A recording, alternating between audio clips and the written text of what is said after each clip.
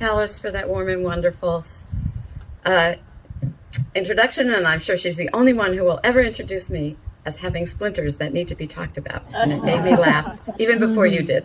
So really, thank you so much for this lovely setting, Wilderbee and its owners, for Catherine and her team of volunteers for keeping this going.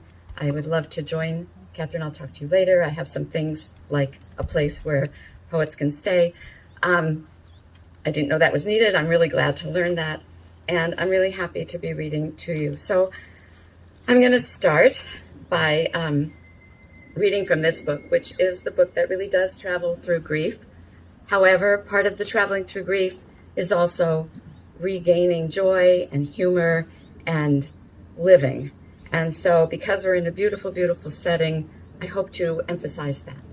Because when I was suffering the loss of my son, the only thing I wanted to do was grow plants. And I had a balcony full of plants. I was living in Los Angeles. I could not stop buying them, and it made me feel good. And yesterday I was in my own garden here with a friend who recently lost her husband. And for those minutes that we were out there in the garden collecting vegetables, talking about how they grow, what to do with them, we were in a different world, not a world of grief, and it was really very pleasant. So that said, I'm going to start with a poem called Huntress, which I gathered together from a start that I made years ago when I was in residence poetry teacher at Tucson's Desert Museum, learning about, from the docents there, the fauna and the flora, and I learned about the great horned owl. Many years later, I was asked to contribute to an anthology that was about mean girls, people's experiences with mean girls. Well, that owl came back to me, and here we go. Huntress. Have you ever seen a predator more wonderful than the great horned owl, shaggy tufts atop her head? Have you ever seen her head swiveling a bit as she looks you over, homegirl, making her point? And her point, as she perches on a snag, her eyes wide and large as our own, is that she can swallow whatever she eats whole and doesn't have to digest what isn't digestible, but throws it back up, fur and feather and bones.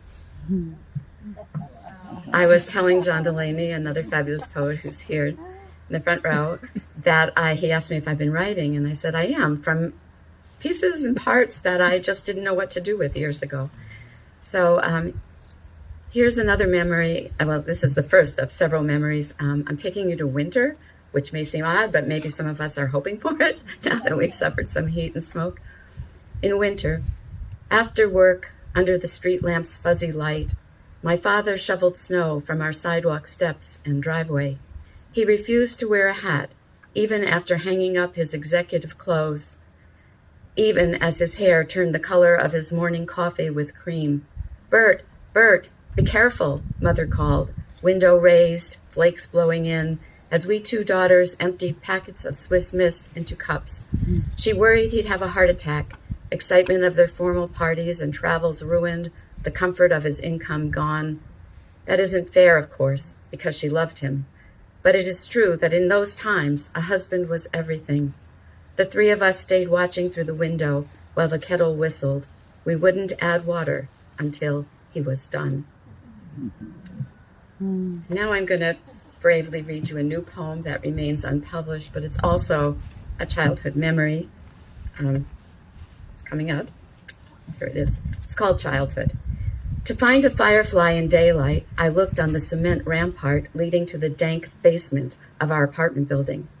Its thin wings, two rye seeds, side by side, below a red head, point on a colored pencil.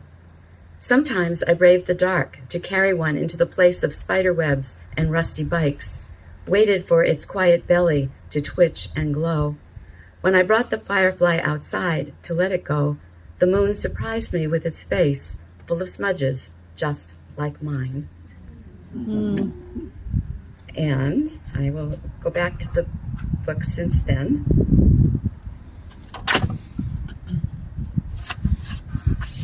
This is a poem that I wrote very early in the pandemic.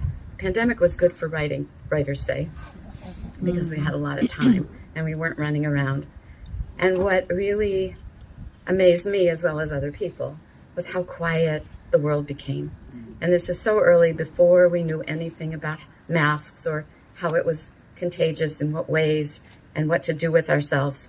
I took about a mile walk to my mailboxes from where I live in Cape George Colony. And the birdsong was really strong. And the greenery was really strong. And of course, it probably always was, but I could hear it because it was so quiet. Evening song. In the quiet, you hear the bird song that drove you once so quickly from the family dinner table to play in hours left of daylight. Hit the penny on the head, pink rubber ball you held a yard from where the penny lay on your front sidewalk. Or other nights, hopping big squares your friends had chalked while parents chatted, happy on porch steps. Sometimes, if the light lasted, you rode your bike to a seemingly far field, empty and full of possibility, then rode back at twilight to the comforting glow of parents' cigarettes in the coming dark. This evening you walked deserted streets, accompanied by music of those birds, so close, so far away, and noticed the muju pines in your neighbors' front yards, how thick, dark green this year's spring candles have become, pointing as they do toward the magnificent and timeless sky. And let's see. This is hard. Microphone, book, water bottle. I think I'm going to read one of my grief poems. Grief doesn't go away. I was really happy to read an article this week in something saying, no, it's not 5 stages of grief. That's a fallacy. Grief is always there. Your relationship to it changes, but you carry it with you. You change too, as we all do as we age. But it's always there, and it pops up sometimes, very acutely, and that's what this poem is about. At the Allsea Motel, Waldport, Oregon. I walked to the motel desk to find the laundry, when in the profile of a young man talking to the clerk, I see my son, Seth, now 20 years dead. I see him in the round cut of this man's curly hair, and in the short beard that meets that hair, in the shape of his fingers and his shoulders rounding. As a lefty, he leans in to sign the motel's form. And how was that for you? My husband asks when I tell him. Are there any words for the moment that took my breath away? The back of that curly hair, exactly like my son's when he was in college. Tears usher in those words the next day. Why isn't it my son checking in with a friend for respite from the backpacking he loved? Why isn't it my son sitting on a log, gazing at seals, sunbathing on the sandbar across the way, watching 2 blue herons fishing? The moment I saw that curly, sun-tinted hair at the back of that young man's head, what did I feel? Desire. I wanted him to turn around and hug me, happy to be saying, Mom, Mom. And now to another new poem that I'm going to read to you. Although it hasn't been published yet, it's in a coming anthology of cat poems. It was read on KPTZ, where I used to have the radio program, on Phil Andrus's show called Cat in My Lap. And I, at the same time, was working towards having something to submit to that anthology, not thinking that I really wrote cat poems. And then remembering that in my older work, I had a lot of cat stuff going on, although I never thought the poems were about cats. So I wrote it in 5 parts. It was accepted into that anthology, and I named it for Phil Andrus, called Cat in My Lap, with thanks to Phil Andrus, KPTC FM host. 1. A cat must drink a lot of water to replace the water he uses to lick himself clean. A mother who has lost her son must drink a lot of water to fill the ocean of her grief. 2. My dreams have a dripping faucet, the cat lapping and lapping what he can. I return to sleep, hoping for a river and a bowl to fill. 3. After we moved houses, I sat under trumpet vines drinking espresso among business people at white tables, pollen dusting their sandwiches. In our new apartment, the cat slept, tired from so much shedding. Mornings, my cat presses his paw gently on the space between my brows. This is part 4. I wake believing he wants me to know that he is hungry, until I learn it is the Anja chakra he touches and me who hungers to see beyond the physical. 5. I sit this night at my desk, breathless at the brightness of the moon outside my window. The cat jumps to the sill, his tail merely an eyelash caught in the moonlight. So, let's see. I think, I was really, really organized a few minutes ago. Oh, here it is. Okay. So, this is one of my more fun poems. I told my daughter, who was a new professor of linguistics, now she's a tenured professor of linguistics, time goes by, that as a teacher, starting menopause, I was having trouble remembering words. So as I was teaching, I could know that the word was coming up. I was talking towards that word, but I didn't know the word anymore. I couldn't find it. So I was inventing, as I was talking, a way around that word. And I told her about that. And she said, which has now become the epigraph of my book, I'll read it, but I call the poem Finding the Word I've Been Looking For. And this is her. However long it takes you to retrieve a word is the length of time it has taken your brain to build a new passageway to it. Emily Bender, professor of linguistics. Devalue, degenerate, degrade, design, deliver, denigrate, denote, deter, detonate, detour, demise, dissuade, debark, disembark, deciduous, debunk, decline, diminish. A gap where the word I'm looking for should sit in a bottle, ready as pills, counted out by a pharmacist. I want to pay for the word.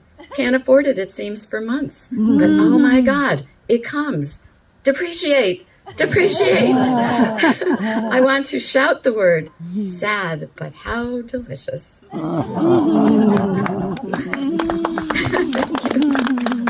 I think you relate somehow.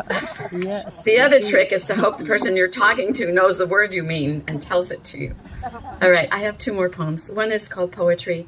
It's about my experience with poetry.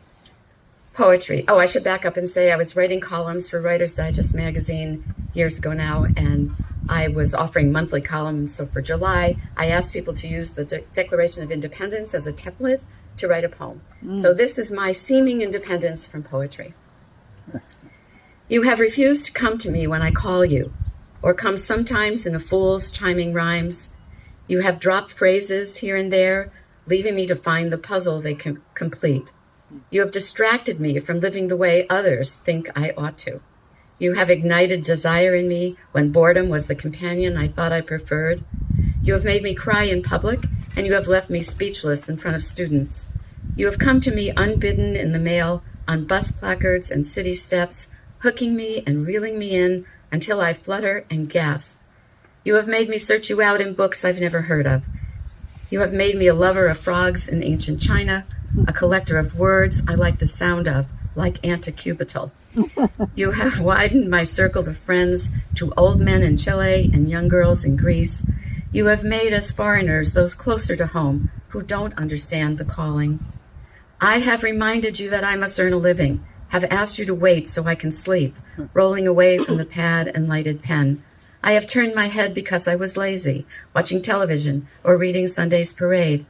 I have sometimes committed to organizations, hoping deadlines and databases would keep you away. Yet there are no vows that I can break with you, my fated life companion, you who sometimes comes, hidden under armor, and others naked in a waterfall, who sometimes screams afraid of light, who sometimes seems afraid of light, yet is as agile-sighted as an eagle, who is as unpluckable as a shooting star, but as harvested as pinion nuts, ethereal as the ocean spindrift, muscular as its undertow. Thank you. And now I want to read a last poem, and it speaks to what we must do, I believe, in grief. We have to feel it, but there's something else we can do. And that, I hope, is what the poem comes to. And it begins with words from Walt Whitman's section of Walt Whitman's Leaves of Grass. 6 months after my son's death, I chant to sing for him, after Walt Whitman. Out of daily steps and out of drives on highways, out of hours' rocky patches and moments made of weeds, memories come. I sing the evening I visited my son and watched his friends working in the kitchen with hops and yeast and recipes downloaded from the internet. I sing the car boys they showed me topped with see-through tubes and shiny copper for reading yeast's performance. I sing their logs of sugar content and bottled batches, the way the young men sterilized the bottles they used, invited friends for harvests of oatmeal stout and porter. I sing each week they went to school between their Sunday fests. Long and deep, I mourn and wake to sing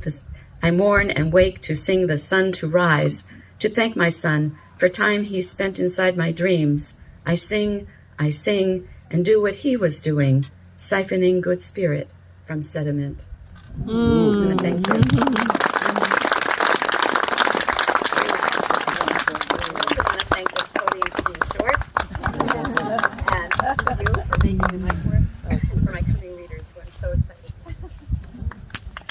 Mm.